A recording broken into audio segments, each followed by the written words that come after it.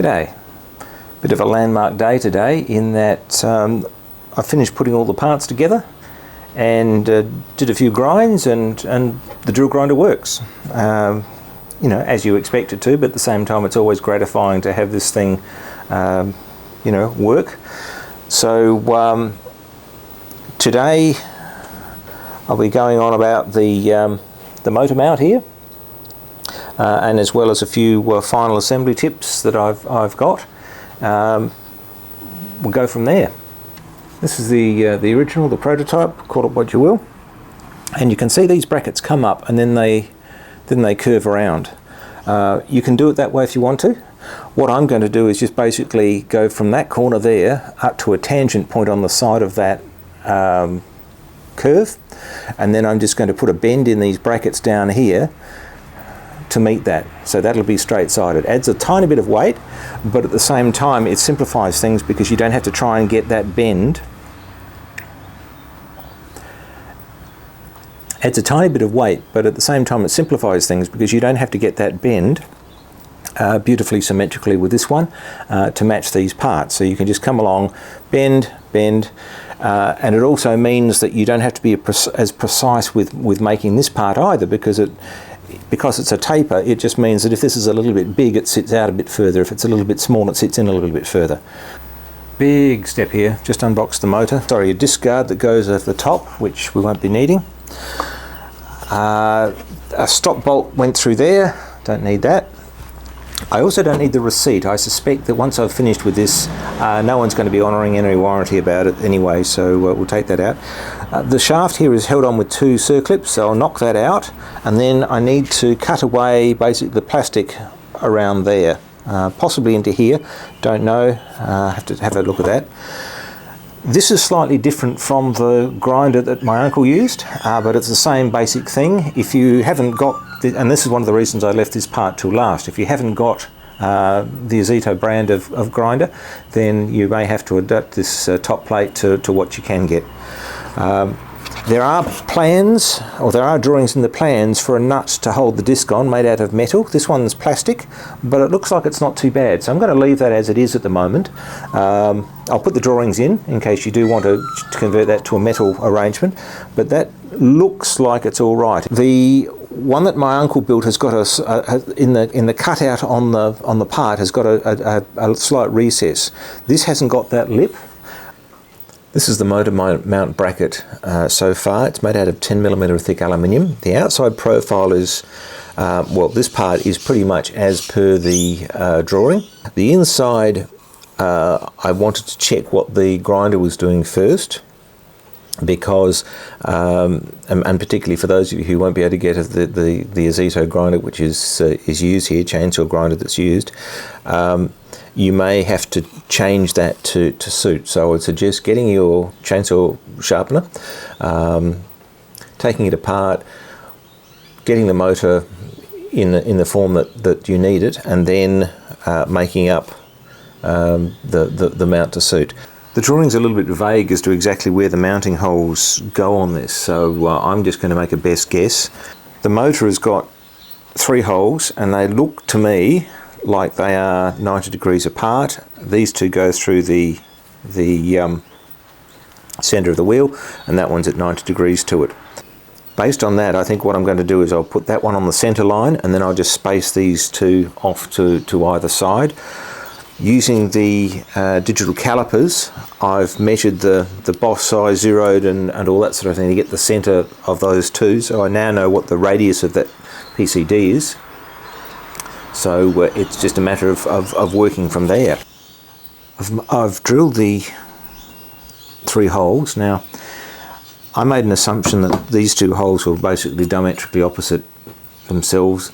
Nah, I don't know whether that's quite right. They're very close, but they're not necessarily quite right. So what I did here was, once I put my centre hole in, I measured the centre to centre distance of these and marked them out with a set of dividers.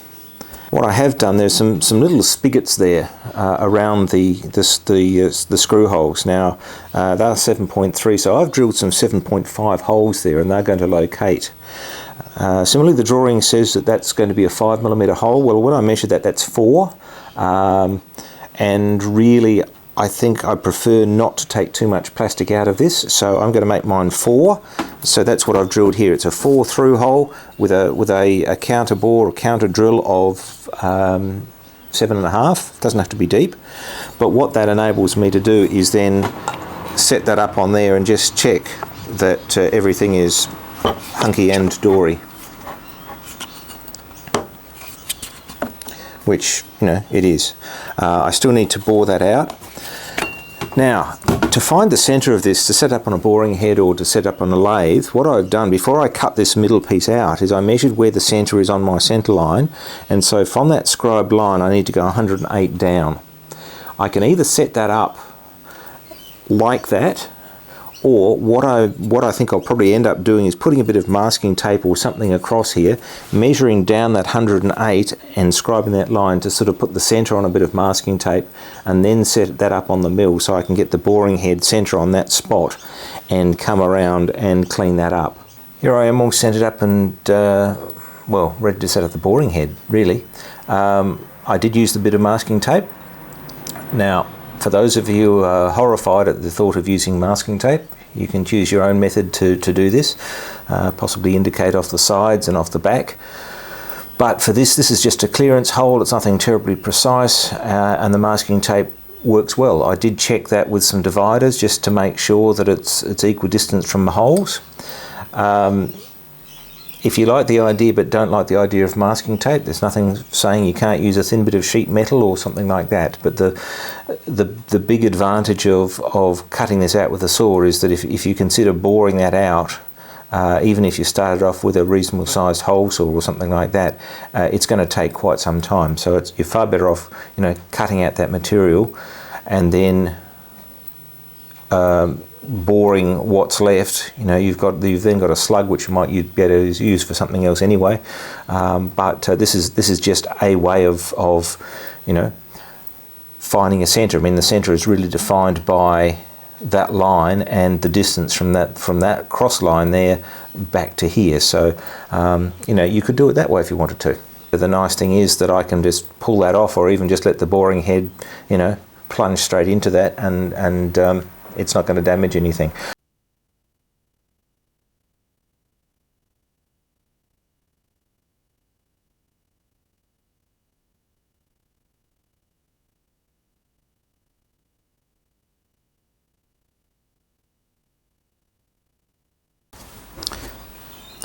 I'm using the highly sophisticated put it in the vise and hit with a hammer method for bending my side pieces. I've scribed a line in there. It's normally 24 down from there. According to the drawing, the first hole is 25, but I wanted to make sure I had enough clearance for my screw. Other than that, it's just a matter of knocking that over, and it's around about 20 degrees, so it doesn't have to go far. So it's really just, you know, making up a matching pair of these, and then we can put some holes in. So there it is in all its glory.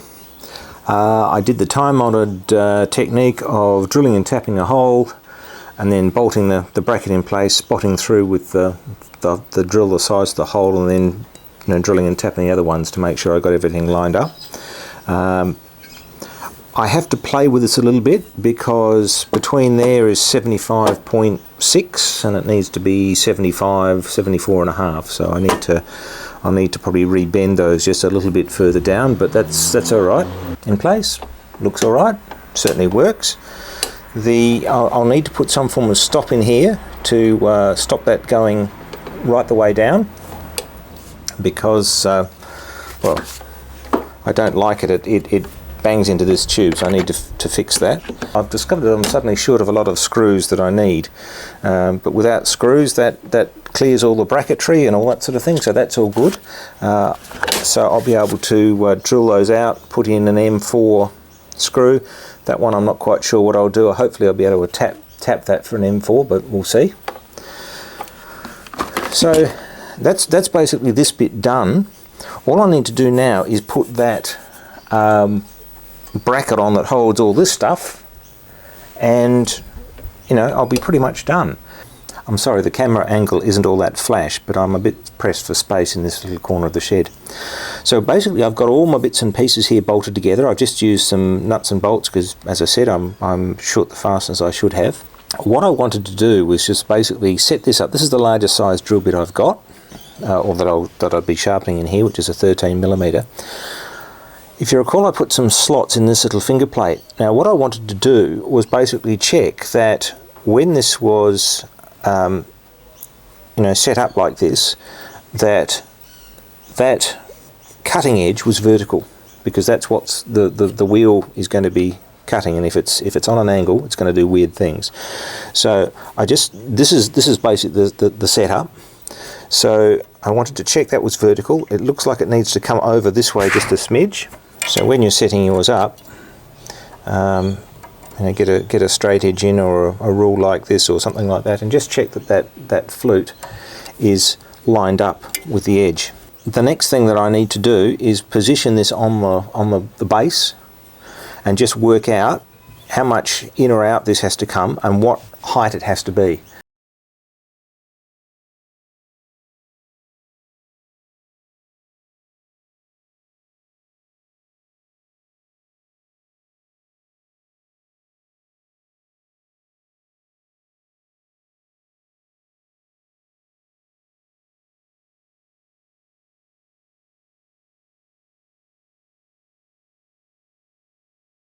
Here it is, all together,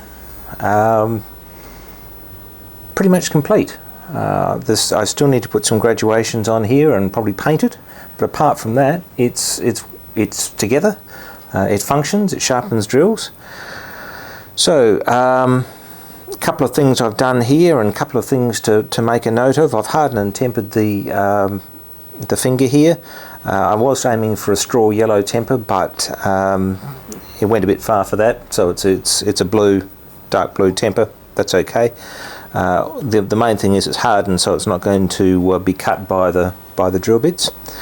I have put the foot on. I was going to shorten that screw slightly, but when I put a 3mm drill bit in there was only sort of a quarter of an inch, 6mm or so in it, so I left it.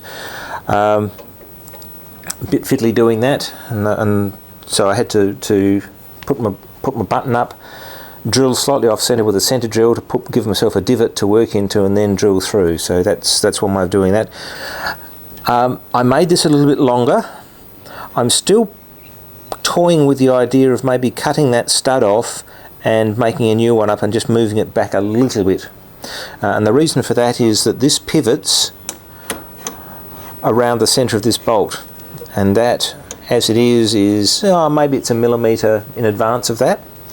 I don't think it matters too much, because with something like this, trying to get the geometry right for everything is just not going to work. So it's really, I think you'll set this on an angle that you like, and then work on that. One thing worth pointing out, I've used M4 screws here and going right through, and at least in these cases, and I've tapped this one. On the original, the screws come in from the top. In fact, they're a stud with a nut on the top and a stud there. You can do it that way. These are all right, except that screw there just hits on the top of that boss. So at some stage I need to put a rubber pad or something down there just to stop that hitting hard. But apart from that, it's probably about the only thing I'd recommend that gets done is a bit of a pad there. Motor is mounted on the pivots here. I did find that the bushes in there have to be quite a good fit on that shaft, because I did find that I was getting a bit of vibration from that. It was chattering in there, and it was being a bit noisy. One thing that I will point out, the original grinder came with a plastic nut here and a wheel on it, and I thought, I can use that, not a problem. And then I tried it, and I discovered that the wheel is a rubber bond wheel.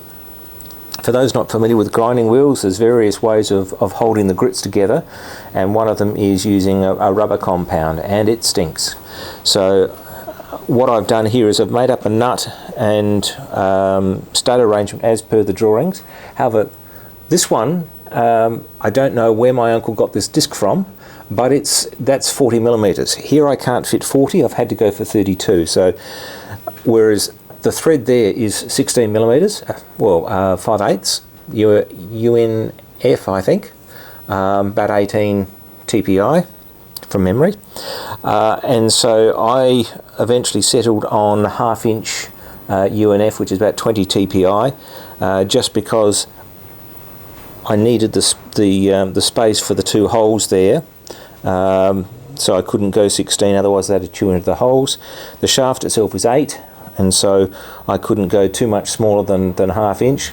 So it was a bit of a juggling act. So when you do yours, if you do yours, you just have to have a look at that. The other thing is that my uncle used a socket head cap screw here to bolt that on. Now, I think the reason he did that was for balance purposes. If you drill a hole through a rotating mass like this, and don't have anything in it, it'll be out of balance. It'll shake. So what I've done is I put a grub screw in there, and then I put a second grub screw behind it, and that's got 2 purposes. One, it fills up that hole, so it gives it some mass and it doesn't vibrate. And the other one is that 2 grub screws behind each other like that will actually lock each other in. So there's no chance of that first grub screw coming loose because it's got a second one pushing against it. A bit like using a lock nut or a pair of nuts. I did find my silver solder, so I've made up a handle here. I do find though with this particular model of grinder that with the switch there it's just as easy to grab it with the left hand and do that. So this is sort of an optional extra. $1 screwdriver from the local op shop, so that's all good. Now, one thing that I was asked about were these things. These are the adapters for a smaller drill bit. Now I've just sharpened a 7/64 drill bit. It's all right. You need one of these for each size you're going to sharpen. And it's a hex nut on the top there, which is just tightening that up. Now, the problem with this is that you need to line up the flutes with the corners, so it's going to be a practice thing for this. As I think I said before, the way I'm doing this is I'm lining up the tip of that finger with the tip of the drill, so it might mean a little bit of shuffling around when you change angles or something like that, and just to get yourself in the right spot. But other than that, it's all pretty good. So thanks for watching, and I hope you enjoyed the series. We probably won't do another one like this for some time because I haven't got a good subject for it. But yeah, great little grinder, and thanks for my uncle for giving me his.